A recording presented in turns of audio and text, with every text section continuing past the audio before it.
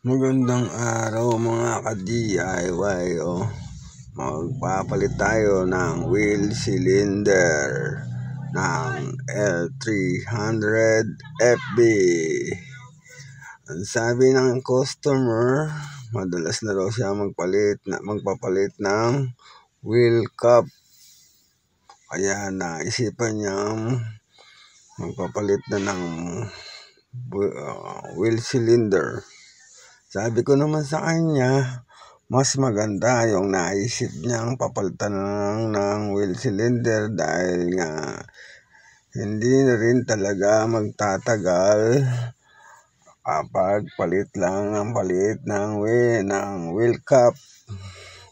Kapag kasi bago yung wheel cylinder, tatagal na ng kulang 1 year o 8 months, sulit na, diba?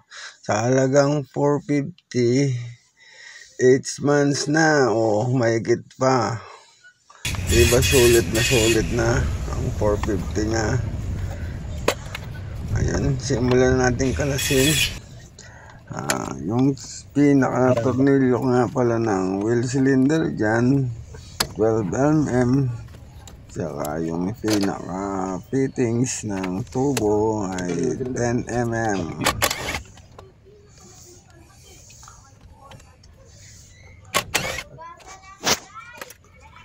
Sa mga nagdi-DIY dyan, kailangan lang malakas ang loob nyo para kahit na masira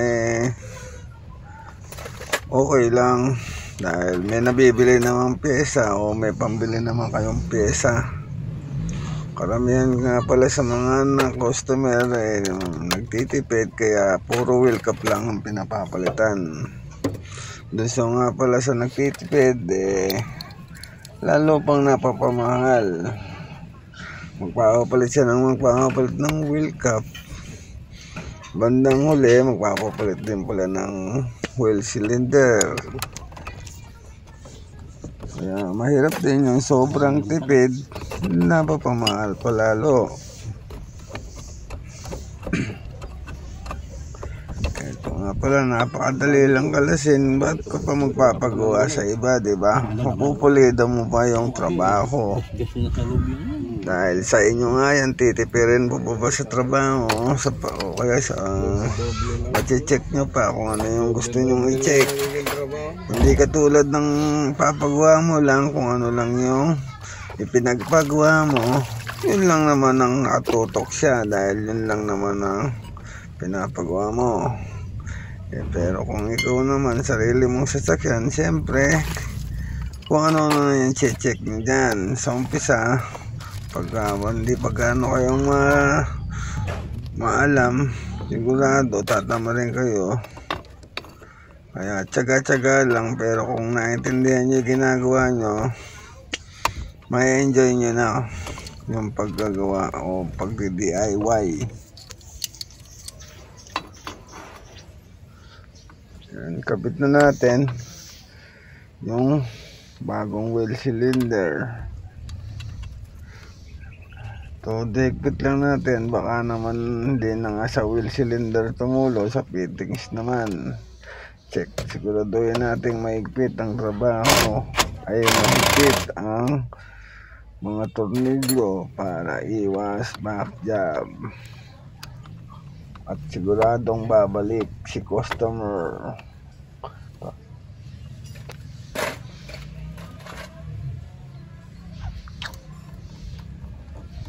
Ayan, kulang tayo ng flat screw.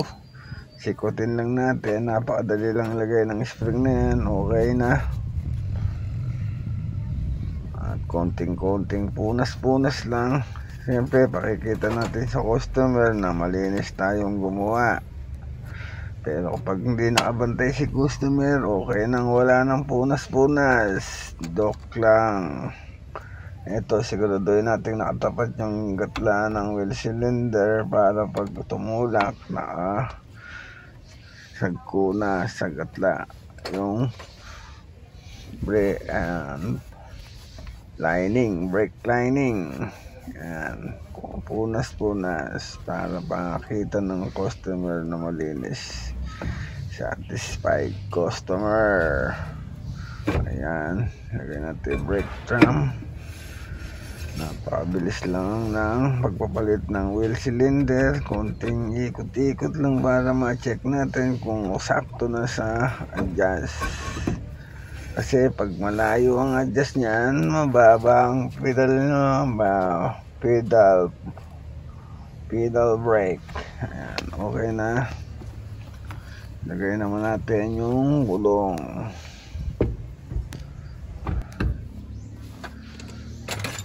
Okay na yung gulong. Ayan, lagay natin yung tornilyo, stand. Ayan, ito nga pala yung pinakikilala kong helper. Napakabilis, si Impact. Yan lang naman ang helper ko, si Impact. Sariling sikap mga pala tayo sa pagbibideo. Wala tayong taga-video. Ako lang din ang nag-edit niyan. Ayan, bleed na lang natin. Subukan natin yan. Bleed na lang natin yan. Ayan. Pabobomba natin si customer. Patapakan natin. Pabomba. Tapak. Pagtapak niyan, sabay buksan nyo sa bleeder. Yun lang ang tamang pag-bleed. Pag wala nang bula-bula sa brake fluid, okay na yan. Okay na.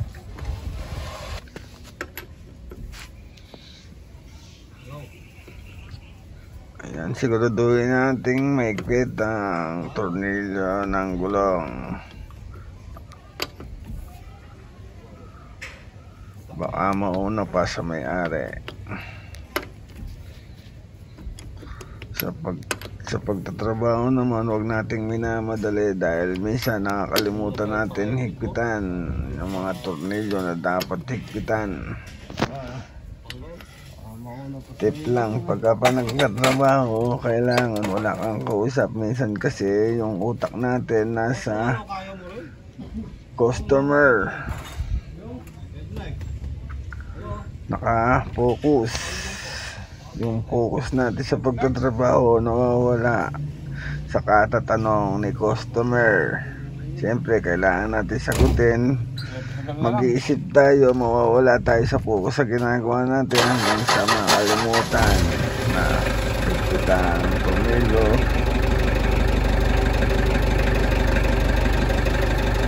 Okay na yan. Ay talaga si customer. Okay, nesting ni customer, nagpreno naman daw. Kumita na tayo ng 200 pesos sa kalating oras, mga guys.